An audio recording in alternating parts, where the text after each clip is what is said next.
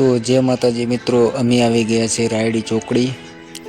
ધોરાજીથી કનોણા જતા રાયડી ચોકડી આવે છે, ત્યાં આપણે મંદિર આવ્યું છે હનુમાન દાદાનું. તો આજે અમે આવી ગયા છે હનુમાન દાદાના મંદિરે. તમે આ મંદિર આવી ગયા હોય તો અમને મેસેજમાં જણાવવાનું ભૂલતા નહીં.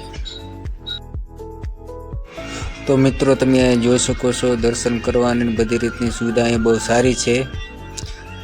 તો અહીંયા શંકર ભગવાનનું વિશ્વલિંગ છે, તો આપણે ચાલો વિશ્વલિંગના અત્યારે દર્શન કરી લઈએ. તો મિત્રો જોઈ શકો છો તમે, અહીંયા શંકર ભગવાનનું વિશ્વલિંગ છે. અહીંયા એક બાજુ શંકર ભગવાન બેઠા છે ભોલેનાથ, અહીંયા હનુમાન દાદા બેઠા છે. તો મિત્રો તમે વિડીયોની અંદરથી દર્શન કરી શકો છો. તો મિત્રો તમે કયા ગામથી મારો વિડીયો જુઓ છો મેસેજમાં જરૂરથી જણાવજો, અને તમે વિશ્વલિંગના દર્શન કરી શકો છો. તો ચાલો મિત્રો તમને એક બાજુમાં બતાવીએ, હનુમાન દાદાનું મંદિર પણ છે. તો બની રહો દોસ્તો પૂરો વિડીયોની અંદર. અહીંયા જોઈ શકો છો ભોલેનાથ શંકર ભગવાન અહીંયા બેઠા છે.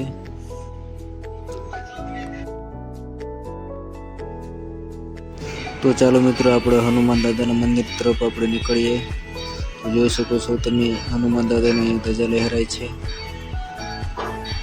વિડીયોમાં તમે બના રહો દોસ્તો.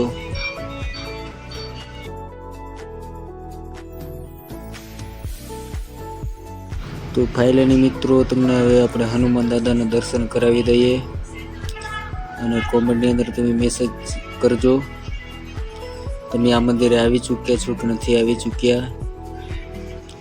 આવા બીજા મંદિર તમારે આડોશી પડોશીમાં હોય તો પણ તમે અમને મેસેજ કરી શકો છો. અમે એ જગ્યા ઉપર આવીને પણ વિડીયો બનાવશું.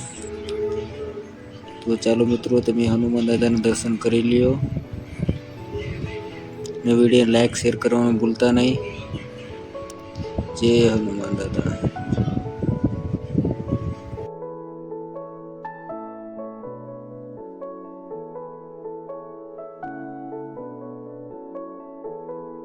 તો ચાલો મિત્રો તમને મંદિરની ગોળ ગોળ પણ ફેરવી દઉં. અહીંયા બાજુમાં આપણે ઠાકર હોટલ આવેલી છે. અહીંયા જોઈ શકો છો તમારે બધી રીતની બહુ સારી સુવિધા છે, દર્શન કરવા માટેની, બેસવાની બધી રીતની બહુ સારી સુવિધા છે. તો આ હનુમાન દાદાના મંદિરે આવવાનું ભૂલતા નહીં. તો મિત્રો તમે ક્યાંથી જુઓ છો એ પણ કોમેન્ટમાં જણાવવાનું ભૂલતા નહીં. જય શ્રી રામ.